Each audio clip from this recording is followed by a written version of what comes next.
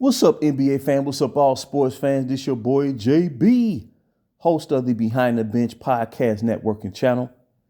And for everyone who's tuning in, I hope that you support Behind the Bench, become a subscriber, and help make this show the best that it can be. Also, just want to give a shout out to the rest of the crew.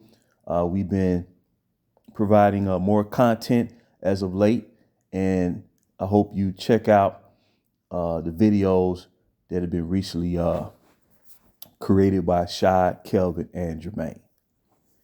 Now, I want to touch on this one, man, and it's become a stickler for me because it's like almost every day for the past, really, 5 years, there's this conversation every day, constant talk about GOAT. Who's the GOAT? Who's the greatest ever? And it's not an occasional dialogue. It's every day. And to me, when I look at it, and it just hit me recently, that for all practical purposes, we should not even be having GOAT discussions in this current time. Not right now. Not right now. And the reason I say that is because the bar has been lowered to begin with. When you start talking about the greatest ever, first of all, GOAT is an acronym for greatest of all time. And the acronym GOAT, to my recollection, was first associated with and applied to Jerry Rice, the wide receiver for the San Francisco 49ers in the NFL, because he was so dominant in his position that at one time he was referred to as the Michael Jordan of wide receivers. Now, he established his own greatness, don't get me wrong, but he was so far ahead of his competition at that position. Overall, we start talking about cumulative accomplishments.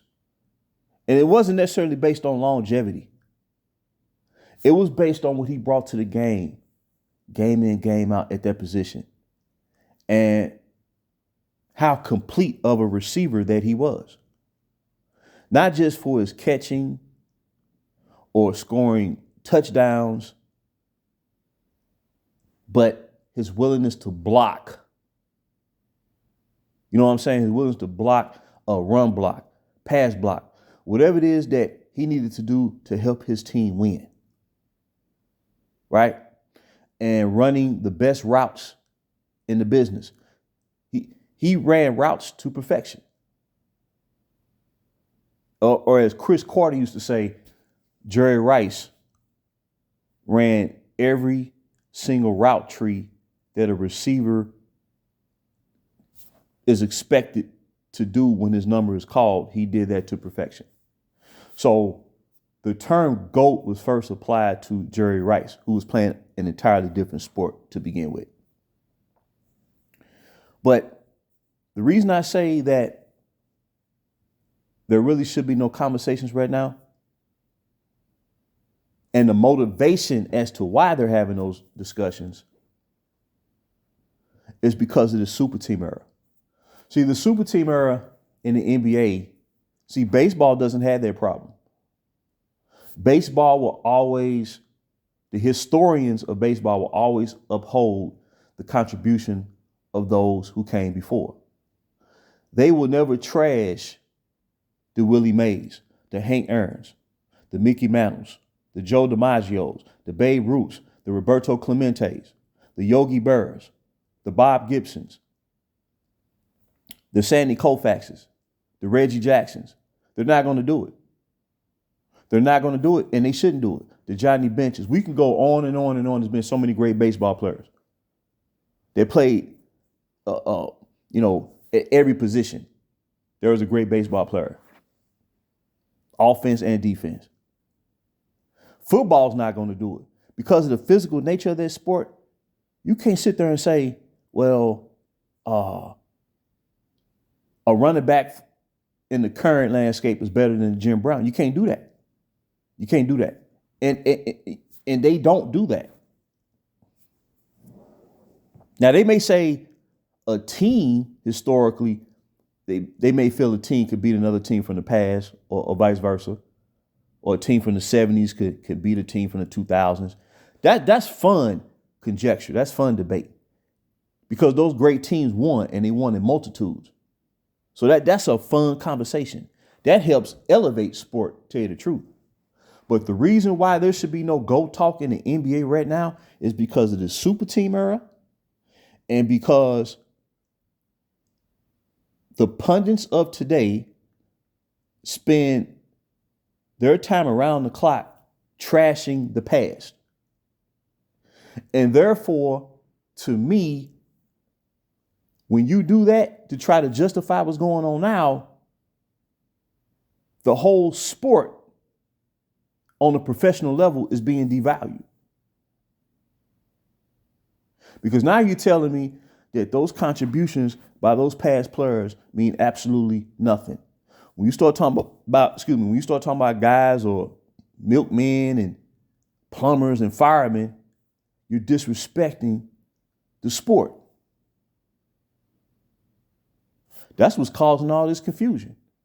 And maybe, truth be told, maybe that's what's creating an environment and an experience where we're seeing all these rash of injuries. Maybe it's the backlash from trash in the past. And I know that's extreme. I know I'm going out there saying that, but we've never seen NBA players suffer injuries to this degree in the past. When you're supposed to have all these advancements in nutrition and medical procedures and technology and emphasis on muscle training and all that. So to me, when you disrespect the past and you come out every day and you say this guy didn't face a great competition and they weren't athletic and all this stuff, well, all I know is this. The dimensions of the basketball court hasn't changed basically since the league was founded. The rim has been 10 feet above the ground since really the inception of the league. The basketball is basically still the same. In that aspect, nothing has changed. You know what I'm saying? They've had a 24-second shot clock since the 50s. So in the grand scheme of things, the game is the game. And another reason why there shouldn't be any GOAT talk for the time being is simply because winning in of itself is being devalued and de-emphasized when said player don't win. Players who have won at the highest level are now being criticized for winning. And then either coming in second place or losing altogether when you expected to win. I'm not talking about underdogs. I'm not talking about being an underdog and you playing above your potential or what you predicted to accomplish that season. I'm talking about players in and out every year that's expected to win and continuously lose more than they so-called win.